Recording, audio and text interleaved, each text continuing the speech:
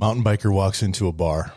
Okay. And he's covered in mud and blood, and he's got a torn jersey. Sounds like me today. The bartender looks at him and says, Jesus, man, did you have a rough day? And he said, nah, I just went clipless for the first time. That's true. I think I've told my story about why I got out of clips. No. So I stopped racing cross country, and I think I've said this story, so apologize if people have heard this, but I was riding the steep terrain up in the mountains on my stupid light hardtail with like practically bald tires, so they would be light. It was a 19-pound. This is like circa 1920 or something like that? Yeah, super old. It was penny farthing. No, it's like 19-pound hardtail, and I'm clipped in, and I'm climbing this, we call it the chutes, but it's this upper 50 climb. And I spun out, and my tire slipped, and I couldn't unclip, and I just kind of tilted over and sat in a prickly pear cactus. Ooh. And I was just like looking at my life and how it sucks, and I've got to ride the rest of this trail out with all these thorns in my butt, and I'm like, I'm not racing. I'm not. Why am I clipped in? You know, I'm a downhiller.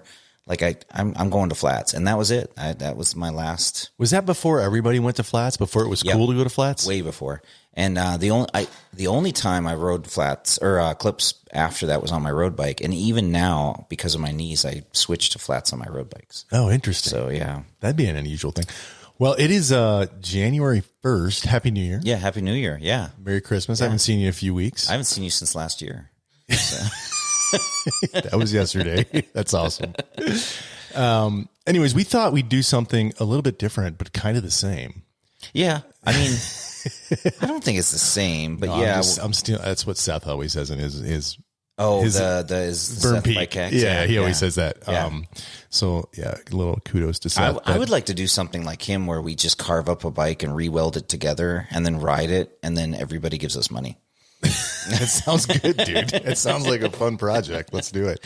So, anyways, we're recording a doubleheader tonight. It's Thursday night, January 1st, 2026.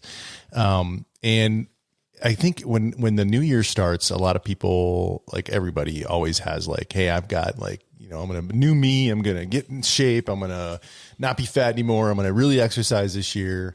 All that kind of stuff. And so we thought it might be cool to kind of give some perspective, some thoughts to new riders, new mountain bikers who get the inclining to mountain bike. I mean, mountain biking is amazing. We sell a lot of Christmas bikes. Yeah. And so the new people getting bikes, you know, like for Christmas or whatever. Right. So, yeah. So this episode is kind of like getting started in mountain biking. Mm-hmm. And we would kind of take you through a whole bunch of different perspectives. Like first we'll start with the bike, the type of clothes or protective gear that you might want to wear, the tools that you need to have at home, what you should bring on your ride, the trails that you would, or how to find trails, how to learn to ride, and some basic bike maintenance. So a real kind of mountain biking 101 episode for new riders. And my vision for this is like, when you and I run into people that want to get into mountain biking, we can be like, hey, go check out episode 118. Yeah.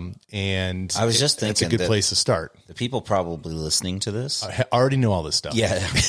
Probably don't need any of this, but this would be fun to share with somebody who's getting started. Yeah. So it's a tool for you guys. So listen to it. Let us know, for those of you, most of you, I guess, are probably established mountain bikers. Let us know if you agree or disagree with the things that we recommend here. Yeah, or if you have like things that came up, you know, like something, you know, that came up. Yeah, okay. Like a good recommendation that we missed or whatever. Yeah. That'd be cool. But then also this episode can be a tool for you, for our listeners, mm-hmm. to use to help educate new folks as they come in. That's one of our missions too, is to get more people on bikes. So this episode, we'll see how it goes. We're going to try to keep it simple. We're not going to try to dive into like nuanced rabbit holes because we want to keep this. Speaking of rabbit holes, here he goes. I'm just kidding. I actually have a whole story for that, if we could go into the rabbit holes. and I have a rabbit hole about a rabbit hole, but I'm not going to go there. Okay. All right. So we thought we'd start with the bike. And so you decide, hey, I want to be a mountain biker. I want to try it out. I need to get a bike. And so, holy shit, that's a big topic. Yeah. So we want to try to kind of just cover some real basic stuff and start with sizing. And I think Dane's got like a public service announcement about sizes before I go into some generic things here. But yeah, so sizes have been coming up a lot. We've been talking in the shop and just in the industry about sizes. Sizes are tricky because you can get away with a lot. So because we have fitting in the shop, the amount of people that buy a used bike and then come in to get a fit, which is what they should do, and then find out it's the wrong size. Yeah. And they're kind of, it's tough because you can still ride that bike. I just had a guy in yesterday with this beautiful Thai bike, and it was obviously too big. And I told him, the bike's too big. I know he's not going to give up on the bike. He wants the bike. I said, you just need a little bit shorter stem, maybe a non-offset seat post. Just get it fit as good as possible and keep riding it. And there's nothing wrong with that. I think your first bike doesn't have to fit like a glove. And I think your first bike isn't going to be your last bike. Yeah. So hopefully. So that brings up a couple good things. First is, I think maybe our first recommendation is like get some help. Yeah. Get some help with all of this, right? Well, this is where our listeners can come in because they can be the expert. They can be the one that helps the people kind of wade through a bunch of the BS.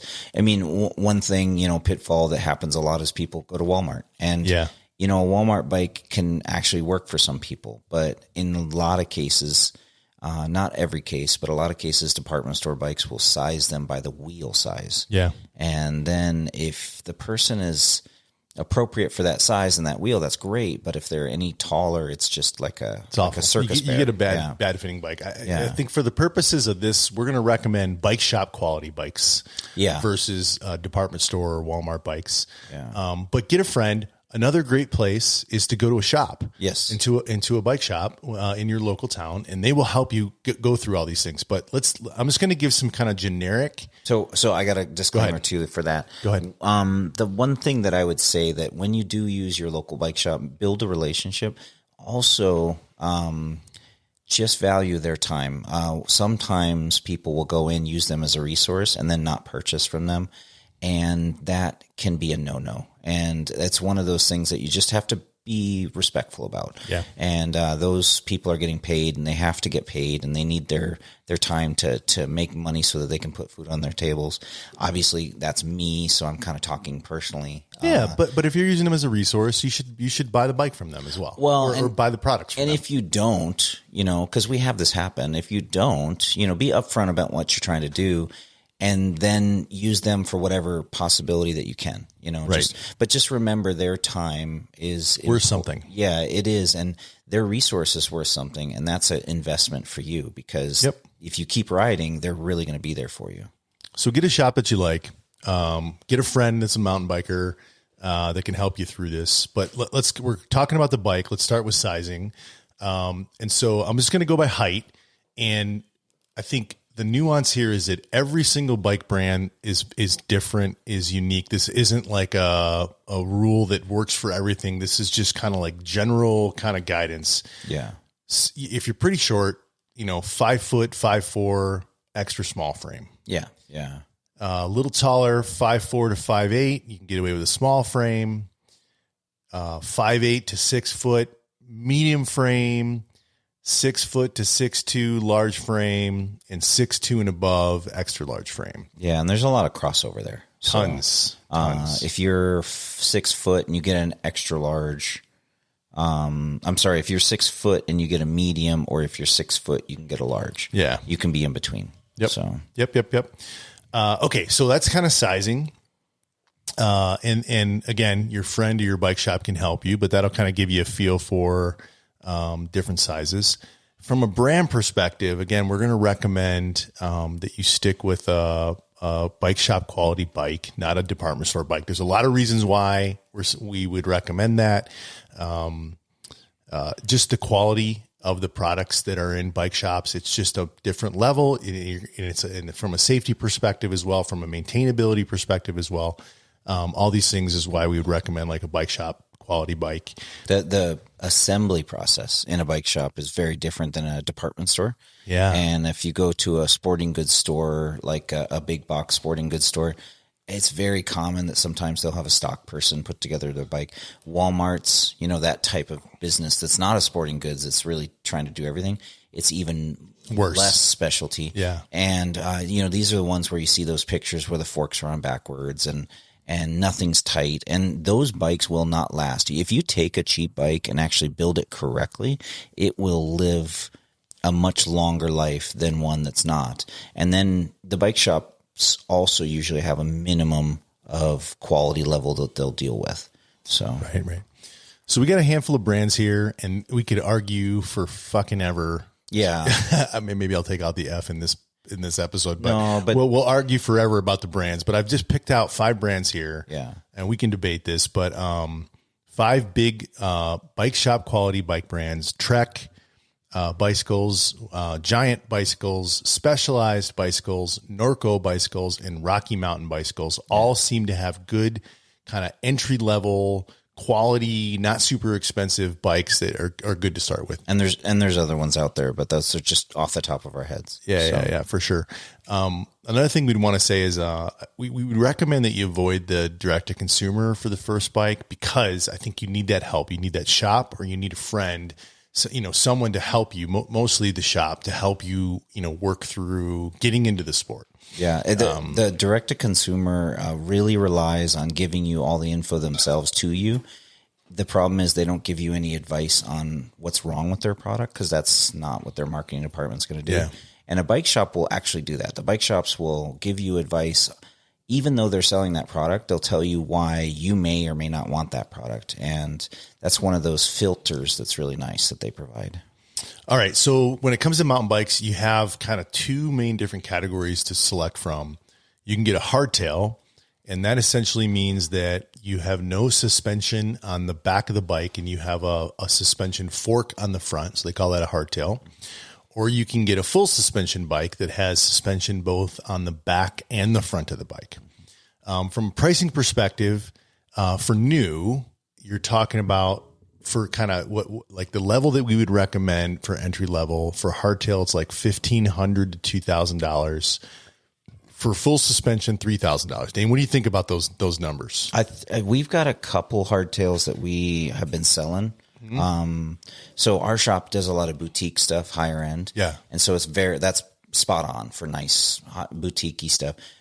Trek does a great job in our shop because they make really nice bikes, but they also cover all the way down to the low end. And I just sold a Trek Marlin for, I think it was like $600 or $700. Oh, okay. 6, 7. 6, 7. So, sorry, it comes up all the time. Anyway, so a good hardtail. Now it's funny that person is buying that Marlin.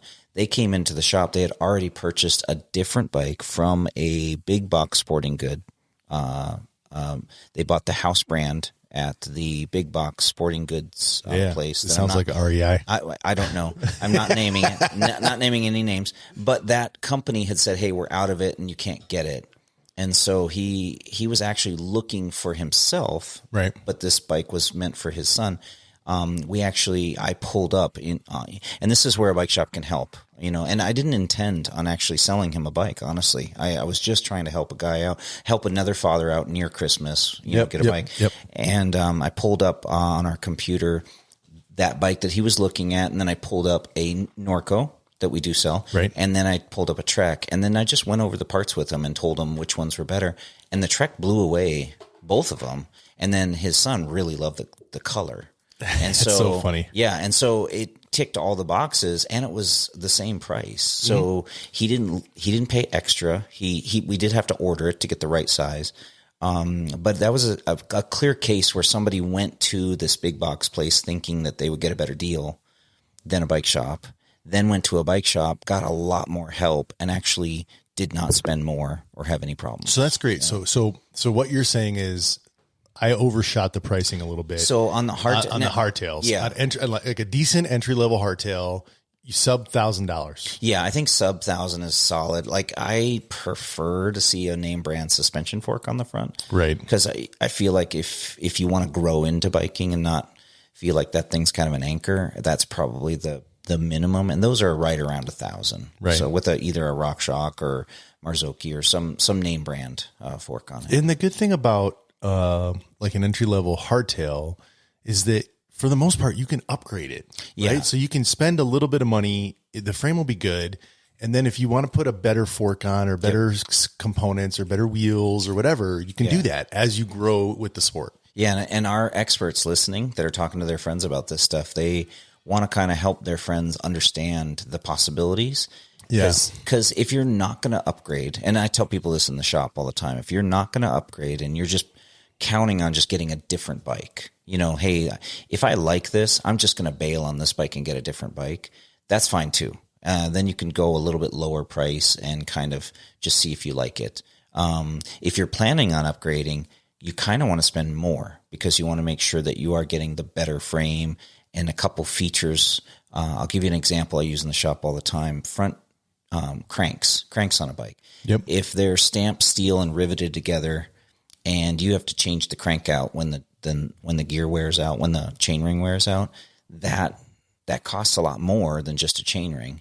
And so if your next model up, you know, with a little bit better parts on it costs more, but has that interchangeability, it's much more upgradable. And if you think about, like in my strategy job, we talk about like total cost of ownership. Yes. Which is not just the original purchase price. Yes. It's everything. Yeah. If you look at the total cost of ownership of the bike, if you think, hey, I might want to upgrade this, if you spend an extra $50 or $100 and you get it so that it's easier to upgrade, it actually can be cheaper in the long run. Yep. Yeah. Could you imagine going to a direct consumer website and trying to figure that out? Like, you can't, right? You can't figure that out. But if you do go to a bike shop, you'll get that help. You get the help. Yeah. Yeah, for sure. Okay. And then what do you, so I had estimated around 3,000 for full suspension. Am I high there as well? So, yeah. So we have a Norco in the shop. I think it's on sale. But it's like $1,800 and it's a nice bike. And, so I want to say it's around 2.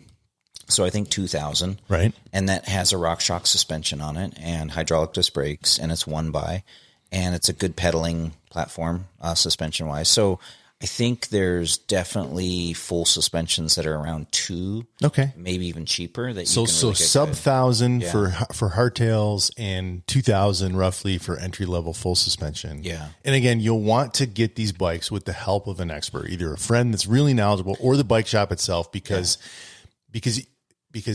especially when you're spending lower money, there are a lot of really bad options out there as well. Yeah. I mean, it'll be hard to find them at the bike shop because they do filter and kind of, you know, run defense against some of the crap stuff out there. Because if you buy crap from them and then it goes bad, you go back to you're not going to get the crap from a bike shop is my point. Yeah. Right? Yeah. But if you go to Walmart and, you know, I should not protect the other guys and then keep calling out Walmart, because Walmart has a couple bikes that people are talking about. But yeah, Ozark Trail. The Ozark Trails, they're not, you know, when you put that cost of ownership, that overall cost of ownership, they're not that great a deal. But initially on paper, it looks good. This looks good, yeah. And so there's little nuances. The problem is when you go into Walmart, nobody's there to help you run interference or really help you get your need to be their goal. And you just go up to a rack full of bikes and you pick one, you know. So I'm going to keep going down this path. Okay. We're talking about new bikes. Yeah. Before we leave the bike topic, let's come back and we'll talk about used bikes, but we'll stick on new for now. Okay. Material, I think for an entry level, an aluminum or an alloy frame is fine. You don't need to go with carbon fiber. That adds cost. What do you think about that? I think that's accurate. I think steel is an option if you're in the higher end, because the higher end steels really ride great. They're made well. Yep. They're lighter than a low end steel. But aluminum, they're not all created equal. So there's aluminum that's kind of heavy. But in general, it's harder to mess up aluminum. So, okay. And I would say you get the stiffness, which is power transfer. And whereas with steel, you may just be bending a lot of stuff if it's a low caliber one. Yeah. Okay. So aluminum. Yeah. And then pedals. I was going to recommend. You told the story earlier about clipless, and we had a joke about clipless. But for new riders, I recommend you start with flats. Yeah. Yeah. It's just simpler. You're not learning the bike and how to clip in. Yeah. And there's going to be a lot of our listeners that are experts that will tell their friends to get clips right off because it's better. It's better power transfer. It's more efficient. You're more secure. Just kind of stow that for a second and think about the person just starting and how low cost it is to put some flats on there if they don't come with them. And that's a bike shop secret, by the way. A lot of bikes don't come with pedals. Just a lot of people aren't ready for that sometimes. So you have to pick them, and you don't have to go crazy, but it would be nice to get the nice poly pedals. Yeah. They're around $50. If it came with plastic ones, you can ride them a little bit, but they're not going to last, and definitely don't be doing any jumps or drops or anything with those. Yeah. So very cool. All right. So start with flat pedals, and that's just like a normal bicycle pedal that you probably have seen people, riding. The alternate to that are pedals that your feet actually wear special shoes and your feet actually clip into the pedals. Yeah. Or the old school, the toe cage. Toe cages. Yeah. And which we don't see too much, but they could show up. We've sold them before. So very cool. All right. Next thing I was going to talk about is wheel size. So pretty much the industry standard wheel size for mountain bikes right now is a 29-inch wheel. Mm-hmm. That's the diameter of the wheel. Yeah. There's also another option that's 27.5. Mm-hmm. And I'd say just to keep it really simple, for most riders, 29ers probably the best way to go. For really short riders, like those people that are in extra small, maybe small frames, 27.5 might be an option. There is, we don't want to get too nuanced, but there is something called a mullet bike that's got a 29 up front and a 27.5 in the back. But what do you think how do you feel about that? Does that feel right? It's tough. That no answer will satisfy everybody, because I know guys that are on extra large 27.5s, and I know tiny people on 29s, and it really kind of, you can't go wrong with either one. They'll have their little nuances, like you said, and it's really going to be, are you a truck person or a car person? It just depends on who you are. And I think logically tying them to your size makes sense, but it doesn't work. I wish that worked that way, but it doesn't. Bike industry is not logic. So, so what would you recommend to a new rider? Just 29er for everybody? Just to keep it simple. Well, so again, your example of height comes in. So if you're really small, 27s are probably going to be easier for you to get used to right away. Yep. What people don't like about 27 is when there's not a real windy trail, or you're not looking for the wheel to be significantly stronger, and you're not looking for particular aspects of the bike. The 29 is one rotation of that wheel will go farther than the 27. It's faster. And as soon as that gets cemented in your head, you always feel like the 27.5 is not going to be as fast. And so, but the people that ride 27.5 will totally disagree and say, I can go around corners better. I have a stronger wheel. I can do a lot of things. So you can't go wrong with either one. If you find like we're going to talk to you about used bikes soon. Yep. And if you have a choice, again, asking your friend, your expert who may be listening right now, or going to that bike shop and getting an opinion, because it may be trail specific. If the trails around your area are really smooth and flowy, I would say try and get on a 29 if you can fit one.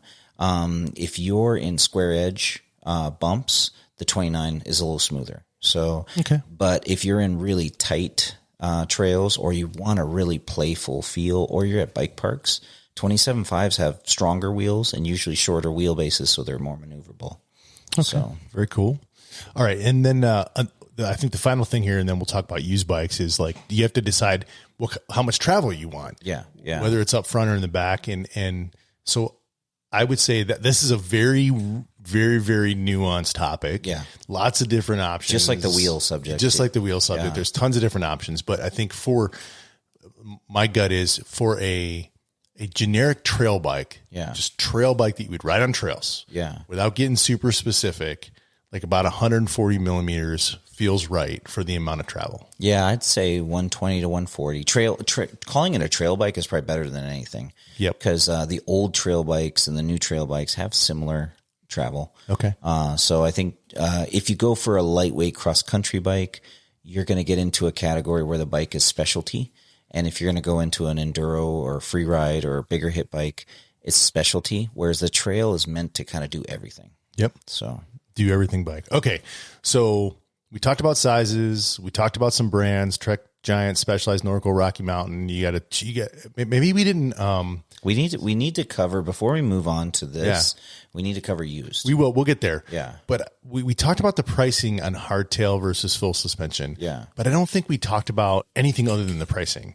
So like, that's a good call. So like, why get a hardtail? Why get a full suspension? Maybe you can help expand on that. What I usually tell people is, in general, a hardtail will be less money. If you had all the same parts, in most cases, the hardtail will be less money. Again, the type of terrain, how you're going to ride it. Usually the hardtails are a high value. When we're dealing with kids, okay, so one of the demographic that's getting into bikes would be a kid, somebody who's starting to ride for the first time. Yep. Kids are a little more rubbery. They don't need as heavy a bike, so the hardtails are genuinely a little bit lighter. And if the kid is going to get into any kind of competitive, like now you can get into racing in your middle school and high school. Yep. And so if that becomes the case, the hardtail is actually an advantage for most cases. I'm old, so I think some people may know that. All they have to do is look at you, bro. I creak when I walk. And so I often will tell people, look, for the terrain that we're in, which is really rough, rocky, square edge, harsh terrain, I like a full suspension because I take less of a beating and the bike is smoother. I'll put up with a little bit more weight. And if I can focus on a bike that's pretty efficient, I can get a smoother ride and I'll feel more likely to ride the next day, whereas a hardtail beats me up. Yep. And so that's one reason to pick a full suspension. Yeah. And then depending on your terrain or how you want to grow, this is something that people have to think about, is how they want to grow. If what appeals to them, like if you like this, what are you going to get into? Right. And if you're going to get into, if you're really into like running and if you're really into swimming and stuff like that, you may be a racer type mentality, and that's going to be kind of push you towards the hardtail a little bit. Right. But if you ex-moto guy or ex-BMX girl or somebody who's like likes adrenaline when they're doing things, maybe he's a skydiver or whatever, you may want to go towards the full suspensions because they get opened up on rougher terrain and create a little bit more adrenaline. So that's how you grow into the bike. Awesome. So. All right, let's talk about used. So we talked about new. I'd say same thing. A lot of bikes, your shop and a lot of shops do consignment, so you can get used at a consignment. But there's Facebook Marketplace, there's Craigslist, there's all kinds of there's bike swaps, there's whatever options to buy used bikes.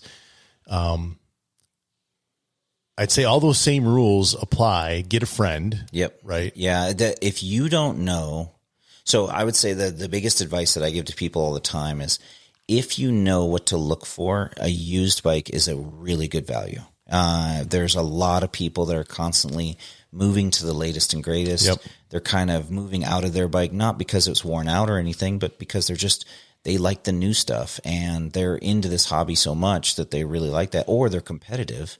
Also, when I was coming up, I would get to know some of the pros in town. And I would buy their old stuff because they got new stuff from the company. Right. And so I knew one season of a pro, they worked it over pretty good, but it's still a good bike. It was pretty good. Yeah. And so, so you can get some really good deals, but if you don't know what you're looking for, you can really get yourself in trouble. I cannot tell you how many people I have helped rebuild a bike because they bought something used because it was a great deal and it was just not at all. Yeah. I've got a buddy who bought his wife a 27.5 enduro bike. Yeah. She's riding cross country stuff. Yep. Yeah. And it had big fat giant tires on it with huge knobs. Yep. And we had to go through and kind of, cross country out that big enduro bike as much as we could. And it's not the right bike for what she rides. Right. But he got a good deal on it. Right. I have my, one of my downhill bikes. One of the most winning downhill bikes I've ever had up for sale right now. And somebody contacted me about it. And his first question is is it in good shape? And then he's like, I want to come take a look at it. And I'm like, so where are you planning on riding? And he's like, oh, well, I was thinking, Star Pass, which is in our town. Not appropriate for that bike. It's a very rocky, so the suspension's great. But he did not understand that what a downhill bike was. And it's not something that you pedal. This has got a tiny little cluster of gears. You can't pedal it very hard. It needs gravity. And the geometry, that's the other thing, is the angles that the bike has are built for a certain type of riding. Yeah, but if you picture the bike on level ground, as a pyramid, I tell people all the time. So picture a pyramid sitting on level ground, and the tip of that pyramid is centered over the two other tips, which are near the ground, and that's your center of gravity. A downhill bike is designed to put that tip at the top centered more towards the rear one. So that when you hit something with the front, you don't flip over. Right. And a cross-country bike is that same pyramid the other way around, where the tip of the top is much closer to the front so that you can climb faster. And that little visual helps people kind of understand that not every bike can do the same thing. Because if you swap those duties, they don't do very well. Right. So, and so it, when you're getting a used bike, knowing what it's appropriate for. And then we were talking off air about years, and what years are appropriate. Yeah. And that's tricky too, because there are some times where there's been big changes. You know, for sure. Going from rim brakes to disc brakes is a big one. We were talking about geometry. Like 2020 really saw kind of a solidification of a good geometry. Before that, you have some that are good and some that aren't, and some that are totally doable, but then some that were really horrible. So it's harder to identify the best ones. Yeah, so. I mean, the advice, I know that you don't totally agree with this, but the advice that I give anybody if they come to me as an expert and they say, hey, I'm looking for a mountain bike, an entry-level mountain bike, my advice to them is always, if you're going to buy something used, buy 2020 or newer from a major bike shop quality brand, like one of the 5 that we talked about, right? And the reason why I say newer 2020 or newer is because the bike, I think mountain bikes went through lots and lots of gyrations on geometry. And I think somewhere around 2019, 2020, they kind of nailed it. And there's very few bikes that have come out after 2020 that are garbage from a geometry perspective. They pretty much have it figured out. I'll give you an example. Rocky Mountain is a brand that we've sold forever. Yep. One of my favorite bikes ever is a 2020 Altitude. Yep. And it's a 29er. And I had the Slayer before that, which was a 27.5. But one of my good friends, Luke, rides a 20. I may get this year wrong, 17 or 18. I can't remember what year. Instinct BC, which is basically the one right before mine. Right. It's 29-inch, longer travel than an Instinct, and 160 in the front and 150 or 155 in the back. And my bike is 170 in the front and 165 in the back. And they are both amazing bikes. And they're two different big year jumps, and they're actually two different bikes. Right. Your Scander's bike is an older one. Yep. Like Luke's BC. Yep. And so it's totally usable. I've seen some specialized cambers that just are like endo machines. Like the geometry was just so goofy, and the steer tubes are so steep that anything technical, you would flip over the bars. Right. And ironically, that same bike, the camber, used to be a long travel, and then they turned into a small travel. So depending on the year, you don't even know which one you're getting unless you really know. And so that's kind of the trickiness. And that's where used can be really good, because you can pick up a used bike at a really good value. Right. If we skip past like the actual bike itself and just the parts, so if you're looking at used, you really need to pay attention to the wear. Right. There's certain things that you may want to like tick off boxes. Like everybody now is starting to get droppers on their bikes.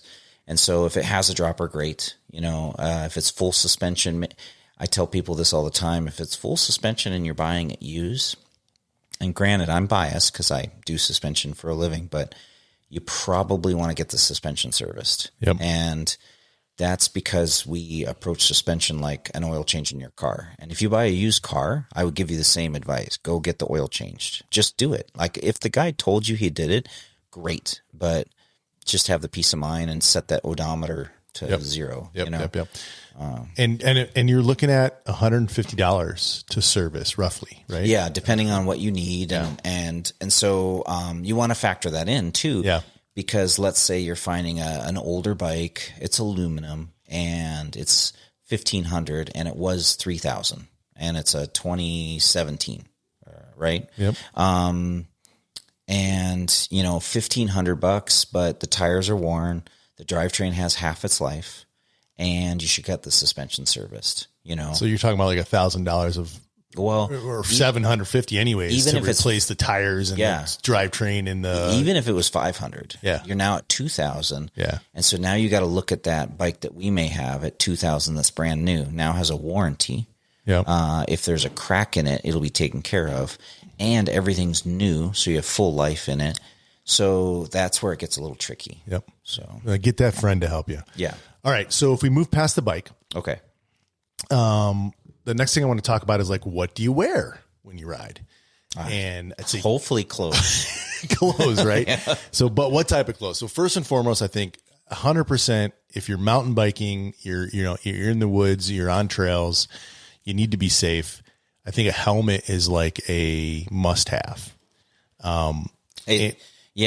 Sometimes it's required depending on age. Yep.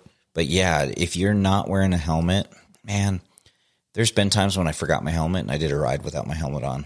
And you feel naked. Totally now. When I was younger, I used to drive around without a seatbelt on. Yeah. At some point, you're just come close to death, I think. Yeah. And you're just like, all right, I'm going to try and be safe. But yeah, helmet is there's so many things that can just happen, and you just so quick and you don't even know.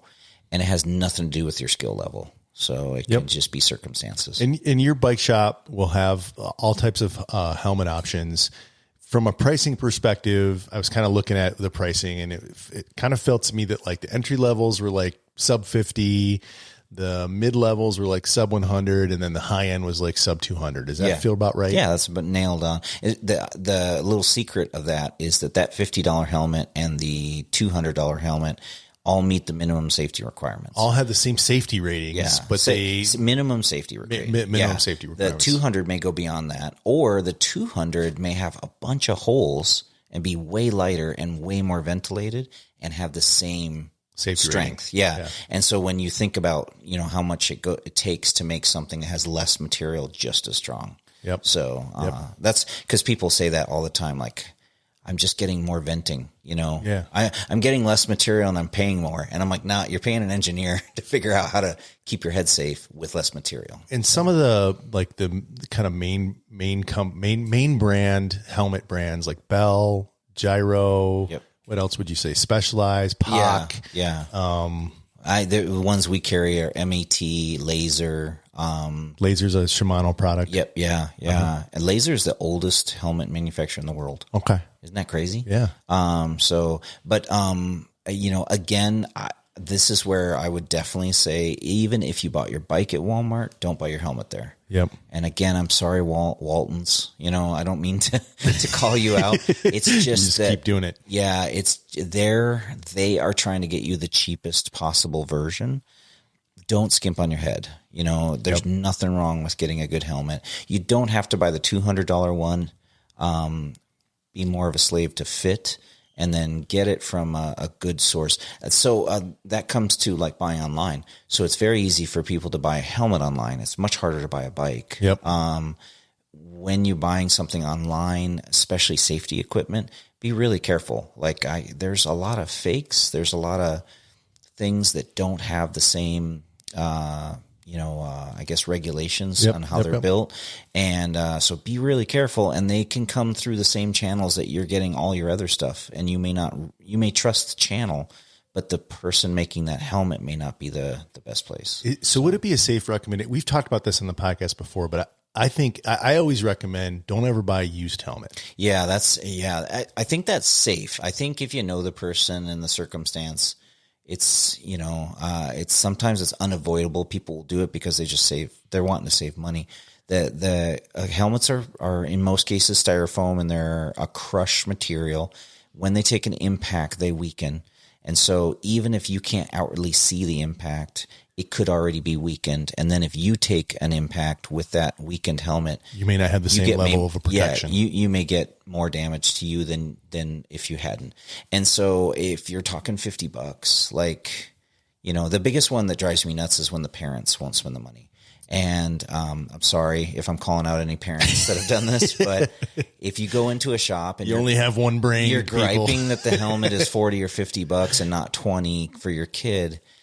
Yeah, I mean, trust me, kids do stupid stuff. They need good helmets. Yep. So, all right, don't buy a used one. $50 for entry level. Yeah. All right. The next thing I thought was shoes, and as just to go along with, we had recommended that you start on flat pedals, and so bare minimum, you can wear some tennis shoes, right? Yeah. Yeah.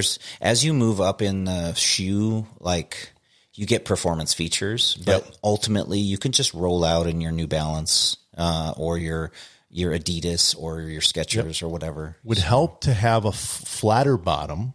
Yes. Right. Yeah. So actual tennis shoes, basketball type shoes, skate shoes work really well. Actually, they have BMX shoes like Vans or. So there's probably 3 levels of performance. So the first one, when you move to that flat sole, they interface with the pedal better, and then hopefully you get a quality pedal. In most cases, you want to get metal pegs or spikes on it. Excuse me. And so.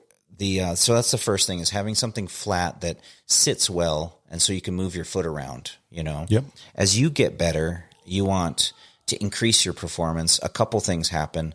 One, you can get some foot tingling and tender or tingling foot and foot pain. And a lot of times when you switch from that skate shoe to a cycling shoe, they have a stiffer midsole. And the shoe itself will sit on the pedal and not bend around. Doesn't deform. Doesn't deform. Like a regular, like a regular tennis shoe would. Exactly. Yep. And so when that deforming happens, it causes pressure points. It can cut off circulation. You can get hot foot, which is usually lack of circulation. You can get tingling. You can get numbness. All kinds of stuff. And so the first thing that you advance as you ride more and more is you go to a cycling shoe that has a better midsole. We actually sell a cycling shoe with the rubber that is made to grip the pedal really well. And it's a casual shoe, and it has a flexible sole. Then the next level up goes to the Pro. They literally call it the Pro. And it has a very stiff midsole, and so your power transfer is better. You don't get the tingly toe. You don't get that. Yeah. And then the third level is when you actually start riding to a degree where you're doing bigger stuff on the bike. So, and 2 things happen on the shoe. One, you want that stiffer sole, because if you don't have it, if the shoe flexes too much, you can actually flip your foot off of the pedal. Yep. And 1, you can get shinned and it hurts. Steel pegs into your shin does not feel good. 2, if you're coming off a drop or a jump or something, your foot can slip off. And then the other thing that third tier usually has, and this is like the hardcore, and one of the brands we carry, it's called an Impact. It's actually got not a steel toe, but they're protected toe box. So if you hit a rock or something at a higher rate of speed. Or cactus. Well, yeah. I mean, cactus can get through a lot of stuff. But if you've ever tagged a toe, it hurts and you can break a toe. And so these shoes are at the level where you're riding enough and riding fast enough to where that may happen. You want to protect those protection. Toes. Yeah. So you can ride with tennis shoes. Flat shoes is better. But each level, mountain bike specific shoe is going to have a stiffer, insole. As you do more and more, don't forget your shoes. Yep. They make a difference. Okay. Next, I was going to say, if you're riding with shorts, they have all kinds of specific mountain biking stuff. But my recommendation is just that you ride with shorts that are not super baggy and that have some waist that ties, whether it's a belt or a built-in tie in there. And maybe that's because I'm a fat guy and I need that. So I got a question. Shoot. Chamois or no chamois? I wasn't going to recommend chamois because they seem to be out of style now. I can't ride without them. I don't ride with them. You don't? No. Man, feel like you'd be faster if you did. Chamois are like a padded diaper type underwear. Yeah. So it can help. Here's what I would tell you. When you first start riding, your butt's going to be sore. Yeah. It's going to be really sore. Yeah. And then I promise you, after a month or two, you will get used to it and they won't be sore. Yeah. The chamois will definitely help accelerate or make it feel better. Yeah. So this is like a specific type of cycling shorts that has like built in either it's a Lycra thing that it's like sewed right in, or it's got like a Lycra thing sewed inside of it. Yeah. Like the line, it's either a liner. There you go. Or it's built into the short and doesn't come out. So then all the new shorts a lot of companies are selling the shorts as floating, which means that they're not sewn to the liner, which is like a spandexy, but it's super airy, so you don't get hot. And then, so my big thing with the chamois versus no chamois is two things. One, I don't wear briefs, and so the chamois help keep the boys out of the way. So I don't have. You just lost like 13% of our listeners, but keep going. I get that. So that's an issue. And for that 13%, there are men and women specific because there is tender areas are in different places on men and women. Yep. Which is one of the things that you'll notice men and women have different saddles too that try and address those areas. Yep. And so when you're looking for comfort, so here's my quick rabbit hole story. I had chamois that were like older than my kids and super old. I just hadn't changed them, but I was in the habit of always wearing them. And I always felt like they made it more comfortable. And then, I don't know, one year I just bought like 4 new pair, and started riding them. I could ride longer, and I did not realize how much discomfort I was getting from that old chamois that's crushed. The foam is gone, it's not providing any padding. And now I was on this more padding. I was way more comfortable. And I was like, I remember one of the first days was Rob from Sport RX. He and I went on a ride, and I felt so fresh after our ride. I wanted to go out and keep riding, and I couldn't figure out what was different. It was his sparkling personality, but probably more.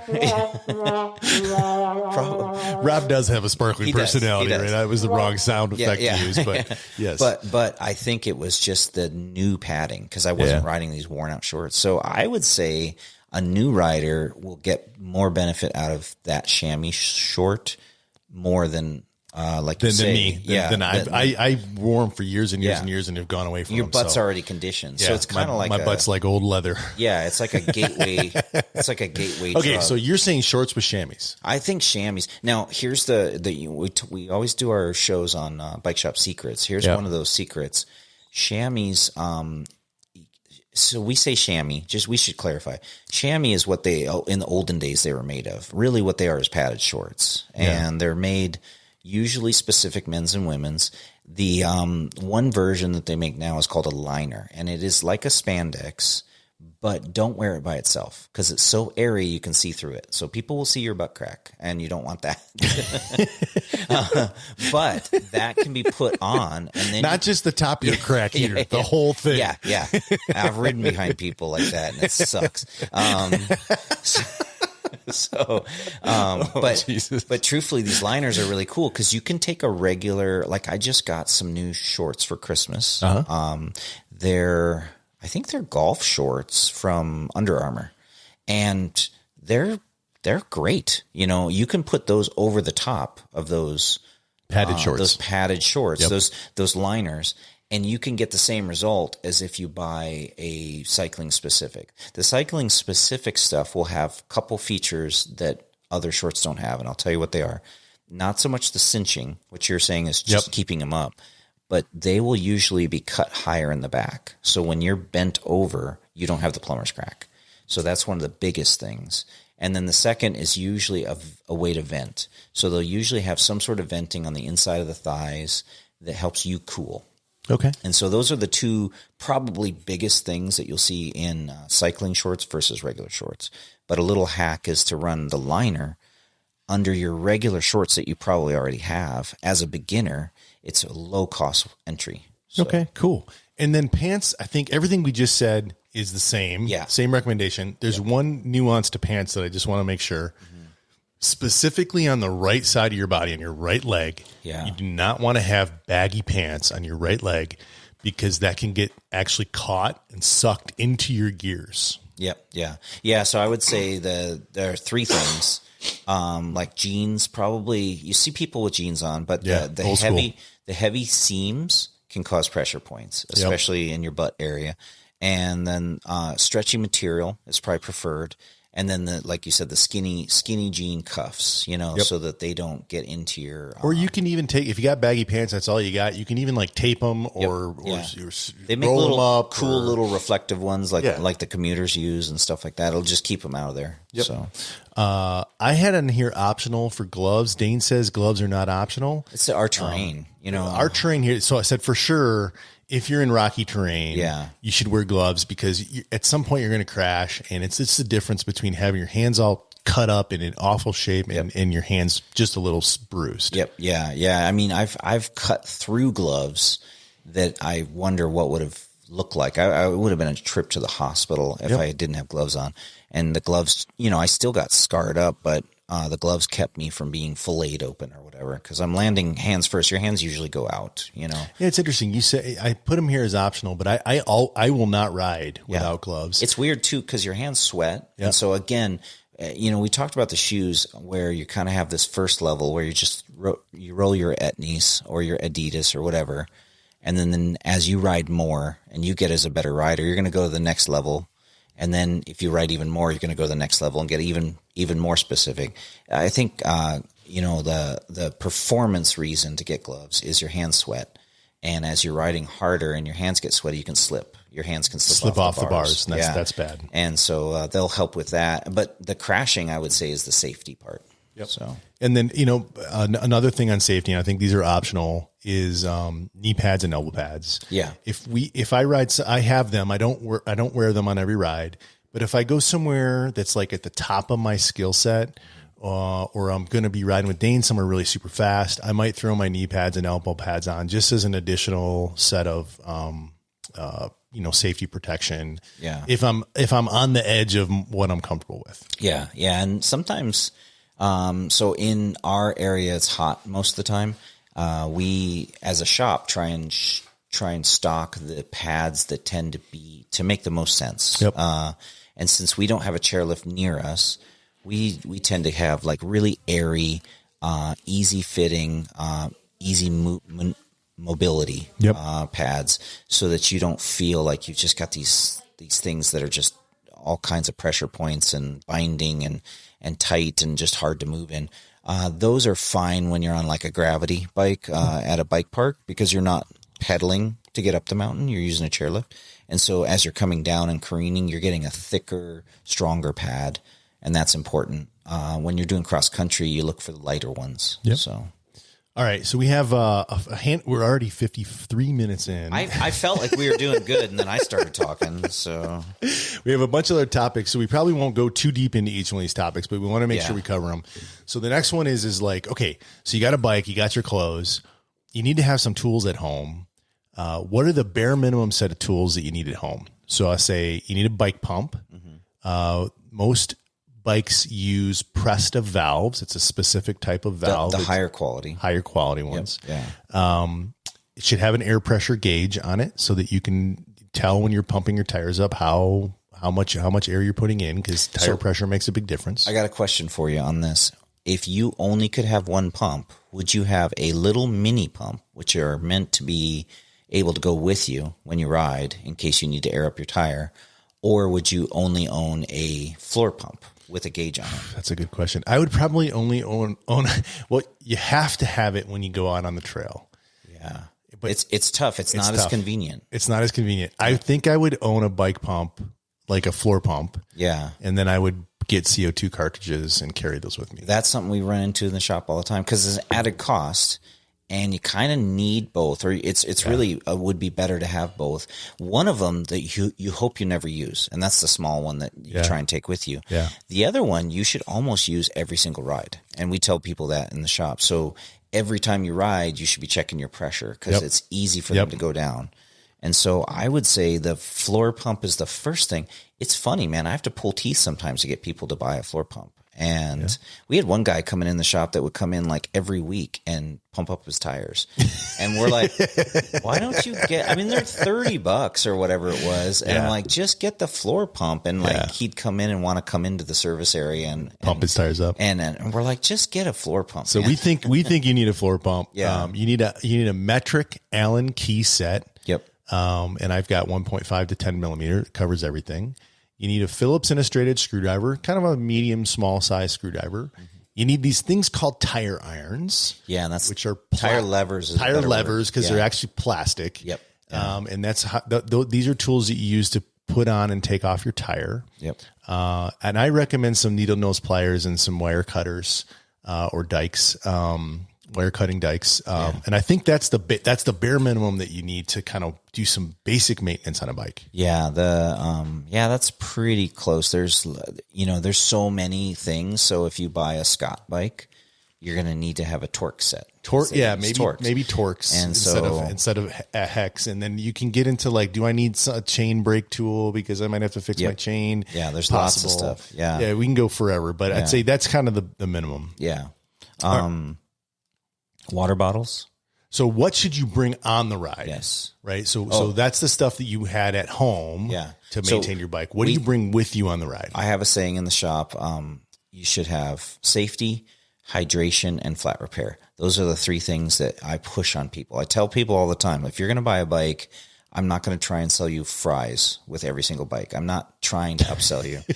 I just want you to be safe. So that's usually a helmet. Yep. Gloves come in secondary, but a helmet at the minimum. Hydration is either water bottle cages with water bottles because we live in the desert. And I think everywhere you should have hydration. You can get a hydration pack, which is like a backpack with a bladder inside. Like a camelback. Yep, exactly. And then flat repair. And so some of the tools that you may get for your bike, you may want to get small enough to take with you. Yeah, to take with you. So that tire levers and maybe some Allen wrenches so that you can fix your flat and not get stuck out in the middle of nowhere. So I've got a list here of things that you should bring on the ride that are right in line with that. So some type of hydration. So either bottles on your bike or a hydration pack. Yep. Some type of multi-tool that has those Allen wrenches or Torx or whatever it is. The tire levers. Yep. A spare tube. Yes. And a way to inflate that tube. This is the small pump. So either a small pump or a CO2 cartridge with a little head that you screw onto the CO2 cartridge so you can inflate it. I do recommend, especially new riders, bring some type of snacks or electrolytes. And then how should you carry all this stuff? Well, there's a whole bunch of different options here, but the easiest way to start out is just a hydration pack. Yeah. Just put all that stuff in your hydration pack. Yeah. And you can get big ones, little ones. I have a little hip bag one that I carry just about all this in it, and it's adequate.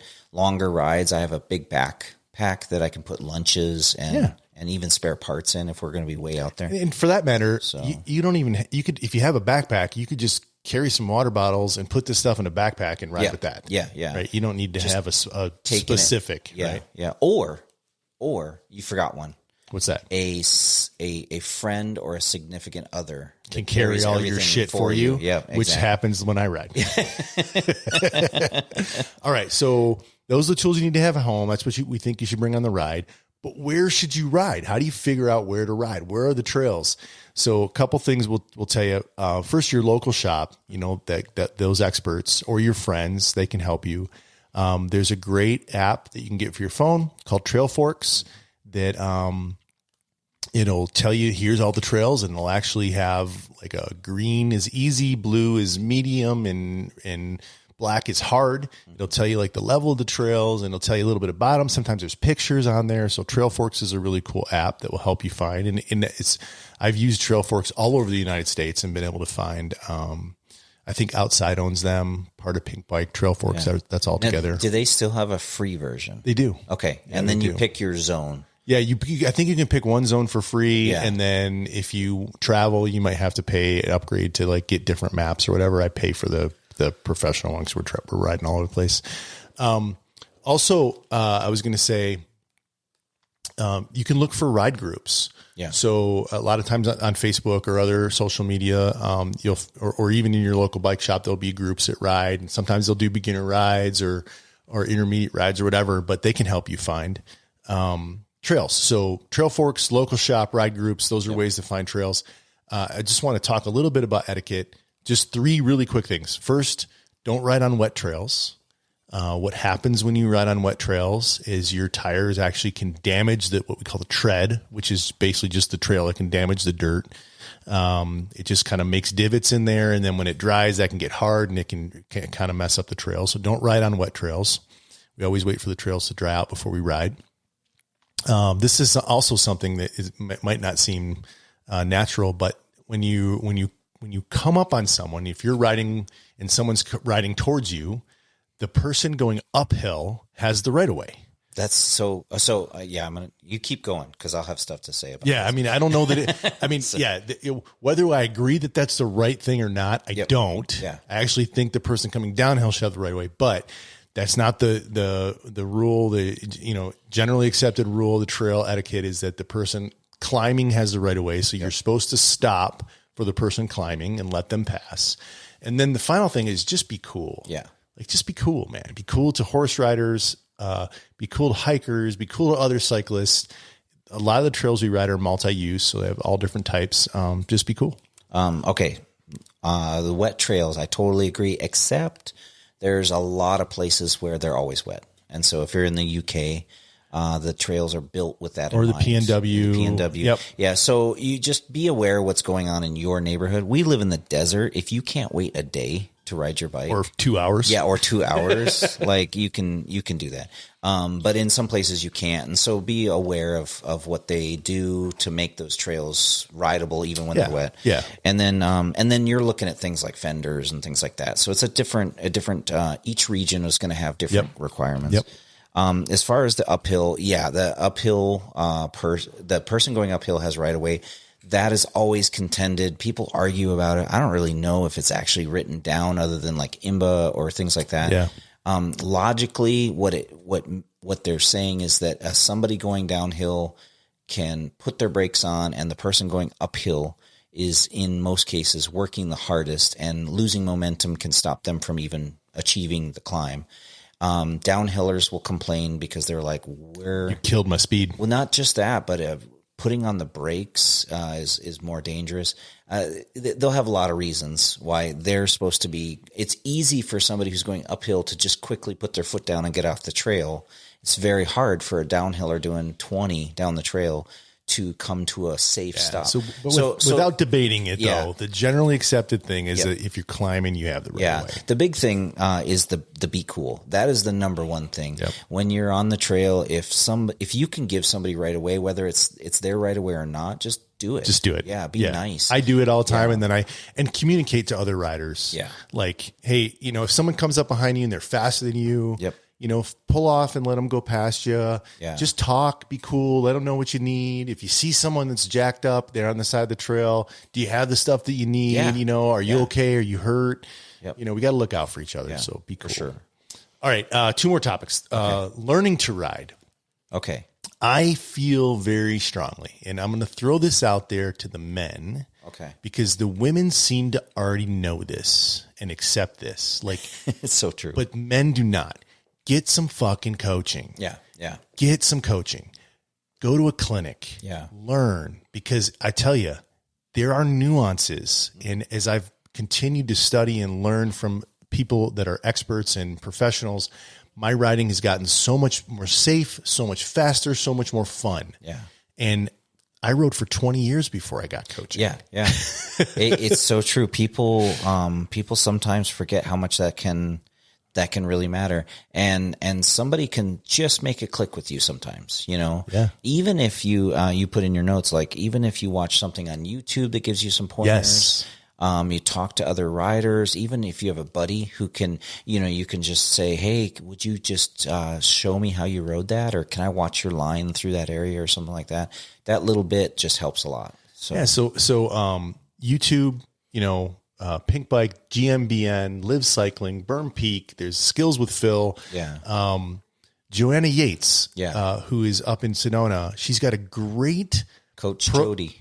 Coach Jody here in Tucson, but Joanna Yates has got a program that you sign up for It's like a 30-day skills program. It's virtual. Yeah. She teaches you a skill and she goes all over it in her videos.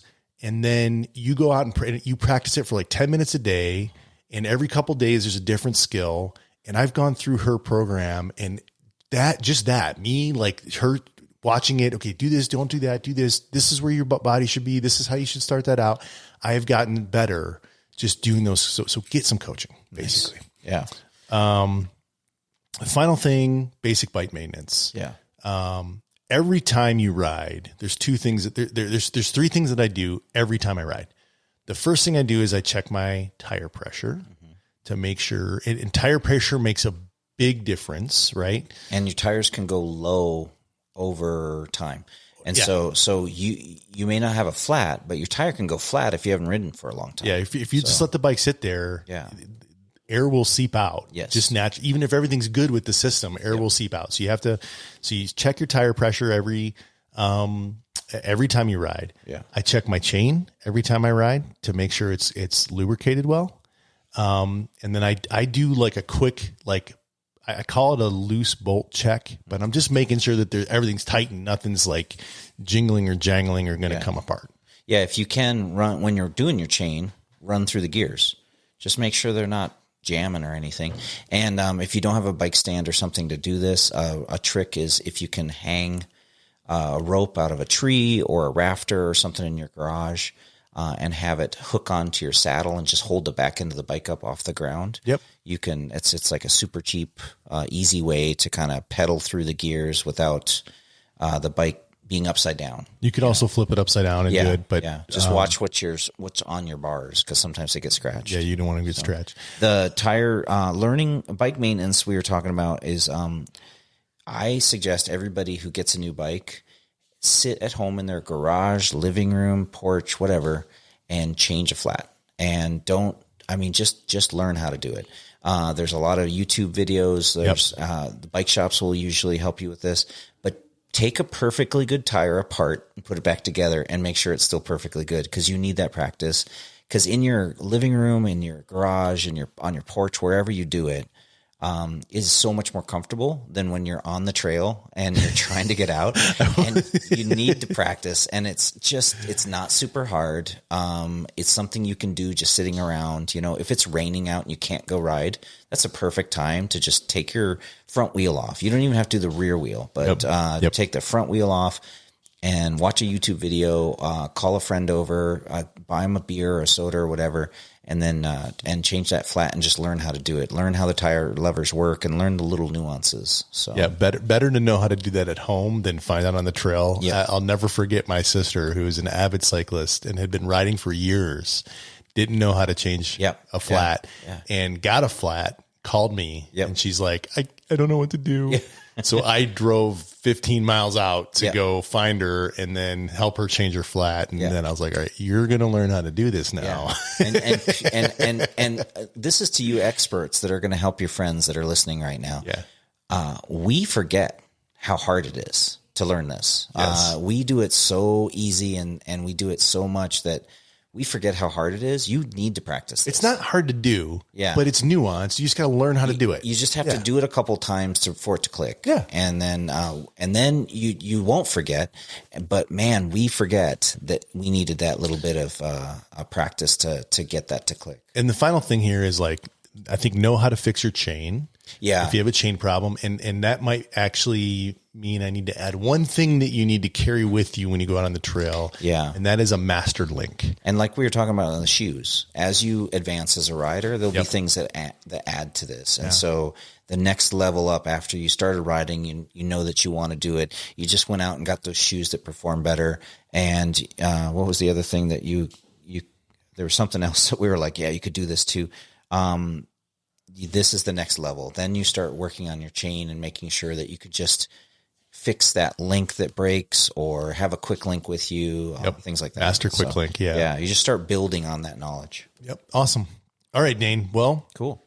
Hopefully, this episode can be a resource to new riders. I feel like this is the first time we've asked our listeners to help. to use this as a resource. Most of our episodes are silly, and you don't need to tell your friends. You may be embarrassed that you listen to us,